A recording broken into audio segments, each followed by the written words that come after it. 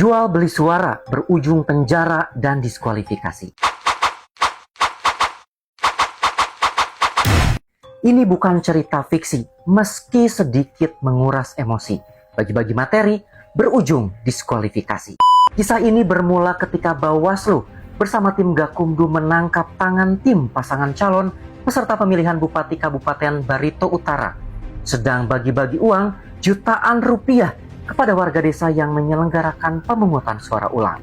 Dari peristiwa tersebut, Bawaslu melakukan penanganan pelanggaran. Dengan barang bukti yang dikumpulkan Bawaslu, pengadilan memutus bersalah 5 orang dan menjatuhi sanksi pidana penjara 36 bulan dan denda 200 juta rupiah. 5 orang tersebut terdiri dari 3 orang yang adalah tim pasangan calon peserta pilkada yang terbukti memberikan uang, dan 2 orang merupakan penerima yang seharusnya menggunakan hak pilihnya 22 Maret lalu. Para pelaku praktik politik uang yang melibatkan hingga ratusan juta rupiah ini rupanya tidak mengindahkan upaya pencegahan yang dilakukan Bawaslu. Bawaslu pada 4 Maret 2025 telah menerbitkan surat edaran nomor 003-PM.00.KH-03-03-2025 dan surat edaran nomor 004-PM.00-K-KH-03-03-2025 yang berisi himbauan untuk tidak melakukan kegiatan yang mengarah pada kampanye, terlebih praktik politik uang menjelang pemungutan suara ulang. Bawaslu juga telah menggencarkan sosialisasi pengawasan di Desa Malawaken. Lebih jauh, Bawaslu melakukan patroli pengawasan.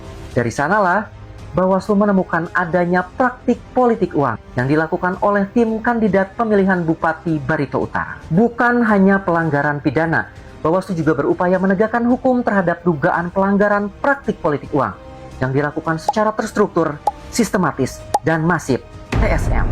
Hasil kajian Bawaslu Barito Utara menyimpulkan kasus tersebut memenuhi syarat formil dan material. Kasus itu lalu disampaikan kepada Bawaslu Provinsi Kalimantan Tengah. Sebab penanganan pelanggaran TSM adalah wewenang Bawaslu Provinsi. Sayangnya, setelah berbagai pemeriksaan, kasus itu dinyatakan tidak memenuhi unsur pelanggaran TSM. Meski begitu, kinerja Bawaslu tidak berakhir sia-sia. Dalam persidangan perselisihan hasil pemilihan kepala daerah pasca pemungutan suara, Bawaslu menyampaikan keterangan dan menyerahkan barang bukti. Apa yang disampaikan Bawaslu itu turut menjadi pertimbangan bagi Mahkamah Konstitusi dalam memutus perkara PH-PKD pasca PSU Barito Utara. Atas nama demokrasi dan integritas pemilu, Mahkamah Konstitusi memutus dan memerintahkan KPU untuk menyelenggarakan PSU kembali di Kabupaten Barito Utara tanpa diikuti 2 paslon yang sebelumnya berkontestasi. Sebab Mahkamah Konstitusi mendiskualifikasi 2 paslon karena terbukti melakukan politik uang. Dari perkara ini kita belajar dan berbenah. Suara adalah amanah. Politik uang bukanlah berkah. Suap dalam pilkada adalah pelanggaran etika dan pidana yang dapat berujung petaka. Pilih jujur, pilih demokrasi. Ayo, awasi bersama.